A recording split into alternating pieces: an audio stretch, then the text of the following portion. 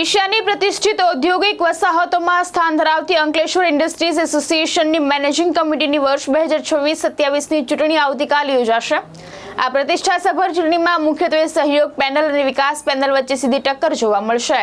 ચૂંટણીને લઈને મતદાન મથકો, બેઠક વ્યવસ્થા, પીવાના પાણી સહિતની તમામ સુવિધાઓને આખરી ઓપ આપવામાં આવ્યો છે। ચૂંટણી અધિકારીએ પણ મતદાન કેન્દ્રની મુલાકાત લઈ તૈયારીઓનું નિરીક્ષણ કર્યું હતું। સત્તા મેળવવા માટે 16 સભ્યોના બહુમતીના આંકડાની જરૂર હોવાથી આ ચૂંટણી ખાસ મહત્વની બની છે।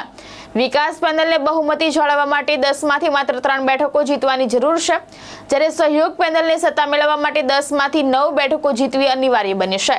10 બેઠકો માટે બંને પેનલના કુલ 20 ઉમેદવારો મેદાનમાં છે। ચૂંટણીમાં કુલ 1282 સભ્યો પોતાના મતાધિકારનો ઉપયોગ કરશે। મતદારોને રીઝવવા માટે બંને પેનલો દ્વારા જોરશોરથી ચૂંટણી પ્રચાર કરવામાં આવ્યો હતો। અંકલેશ્વર ઇન્ડસ્ટ્રીઝ એસોસિએશન વર્ષ 2026-27 મેનેજિંગ કમિટી ની 10 સીટની ચૂંટણી યોજાનાર છે, જે 30 જૂનના રોજ છે નિર્ધારેલ, અને એની વ્યવસ્થાના ભાગરૂપે આજે બધું ઇન્સ્પેક્શન કર્યું। મતદાન મથકની અંદર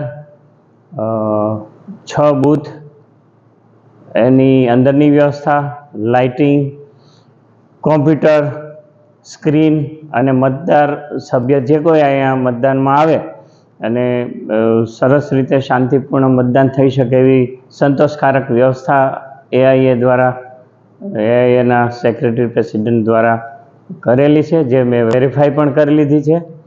અને જે વિશેષ અહીંયા જે સુવિધા રાખવાની હશે એ સેક્રેટરી શ્રીને હું મૌખિક રીતે માર્ગદર્શન કરીશ। વડીલ બંધુઓ આવે તો એને સિટિંગની અરેન્જમેન્ટ પણ થાય મતદાન મથકના આગળના ભાગમાં, અને દરેક મતદાર સિરિયલ નંબર સાથે અને આઈડી કાર્ડ સાથે ફરજિયાતપણે આઈડી કાર્ડ લાવવું જરૂરી છે, અને શાંતિપૂર્ણ મતદાન યોજાય એ જ અપીલ સાથે વિરમું છું। ધર્મેશ રાણા, દ્રષ્ટિકોણ ન્યૂઝ, અંકલેશ્વર।